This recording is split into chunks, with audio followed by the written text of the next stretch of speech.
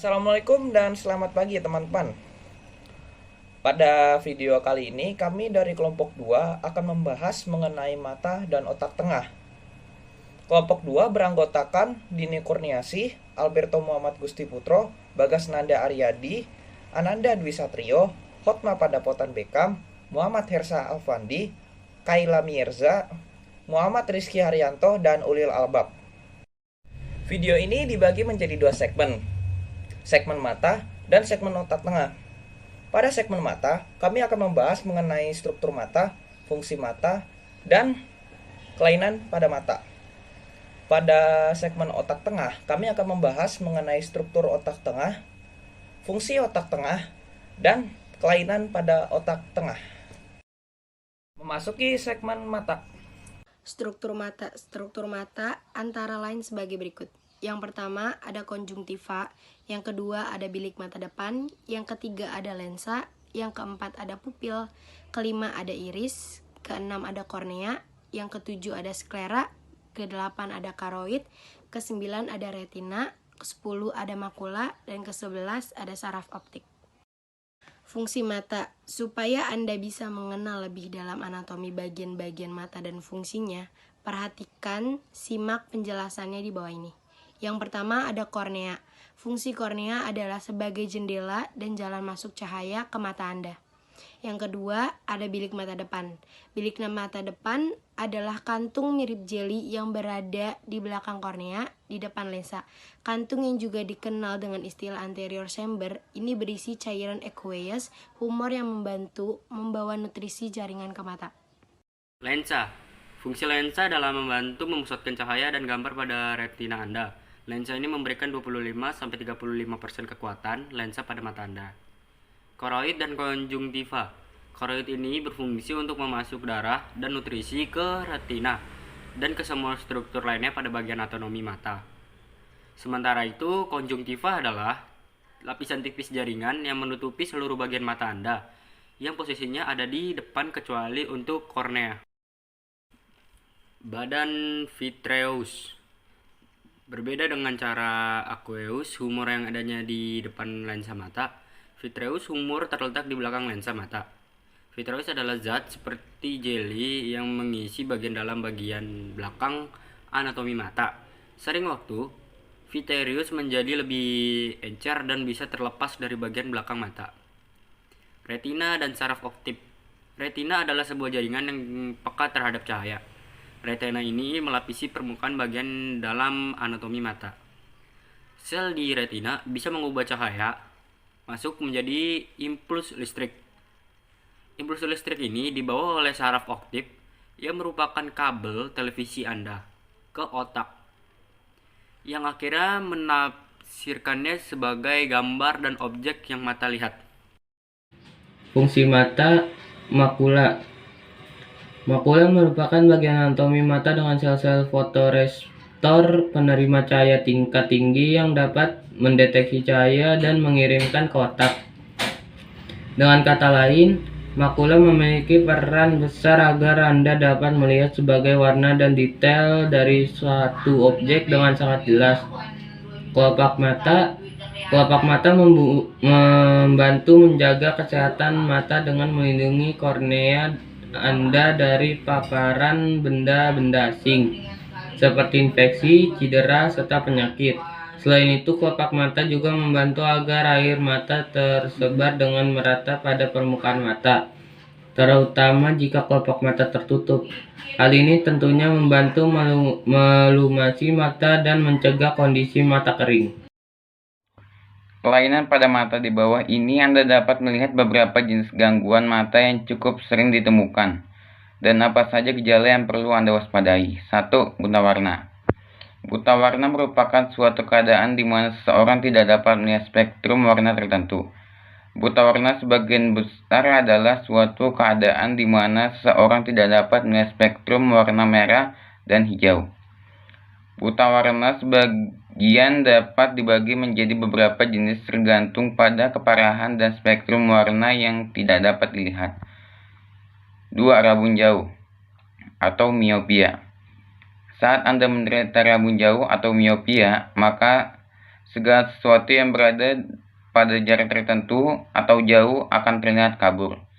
Resiko Anda untuk menderita gangguan pada yang satu ini akan meningkat bila salah satu atau kedua orang tua Anda menderita miopia atau bila Anda sering membaca dengan jarak dekat.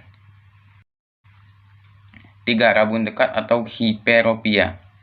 Sebagian besar orang dilahirkan dengan rabun yang ringan, yang biasanya akan menghilangkan saat memasuki usia kanak-kanak. Bila rabun dekat tetap ada, maka orang tersebut biasanya akan mengalami kesulitan untuk melihat benda-benda yang terletak cukup dekat dengannya, atau benda tampak kabur atau buram. Keadaan ini dapat menurun dalam keluarga. 4. Katarak. Saat memasuki usia 80 tahun, sebagian besar orang pasti akan mengalami katarak. Katarak akan membuat penglihatan Anda menjadi kabur secara perlahan, yang akan membuat Anda sulit membaca, mengemudi, dan melihat di malam hari. Diabetes, merokok, atau menghabiskan terlalu banyak waktu berjemur di bawah sinar matahari dapat meningkatkan risiko terjadinya katarak. Tindakan pembedahan yang bertujuan untuk mengganti lensa mata sangat efektif dalam mengatasi katarak. Otak tengah. Di otak tengah kita akan membahas struktur otak tengah, fungsi otak tengah, dan kelainan pada otak tengah. Struktur otak tengah.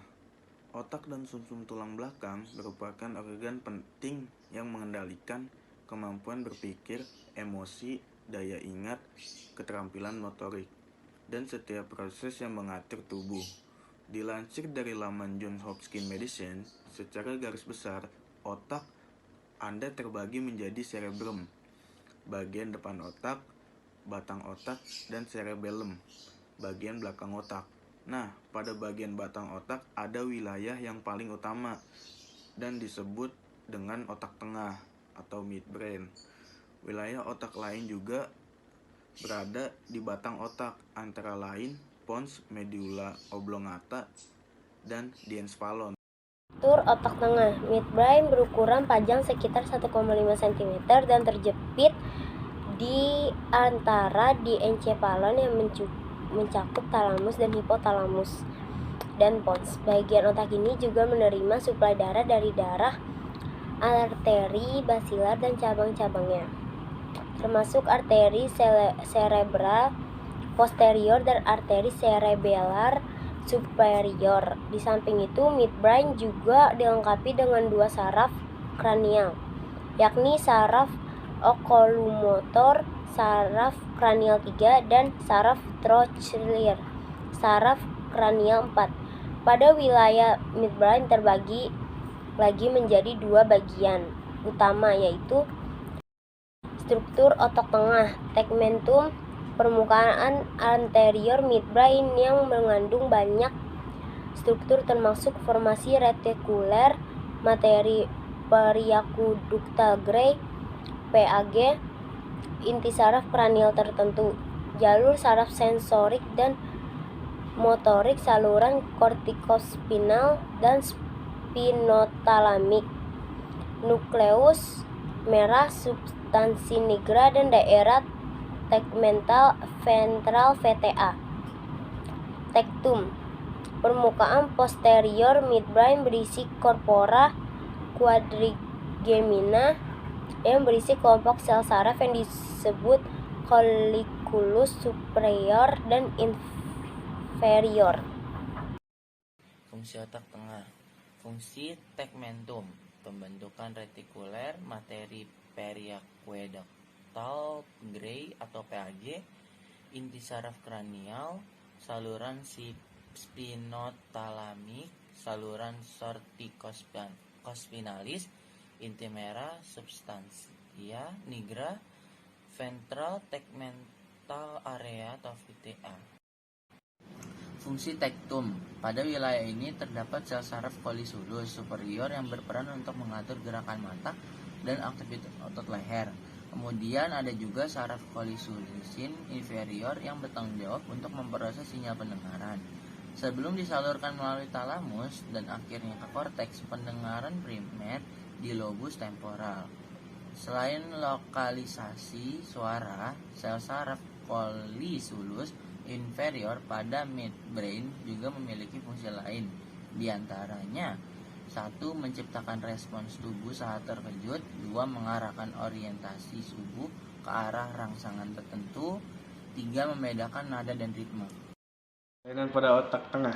Selain memiliki banyak fungsi, bagian otak ini juga tidak terhindar dari penyakit atau kondisi tertentu. Salah satu yang paling umum menyebabkan masalah pada midbrain adalah stroke atau tumor pada otak.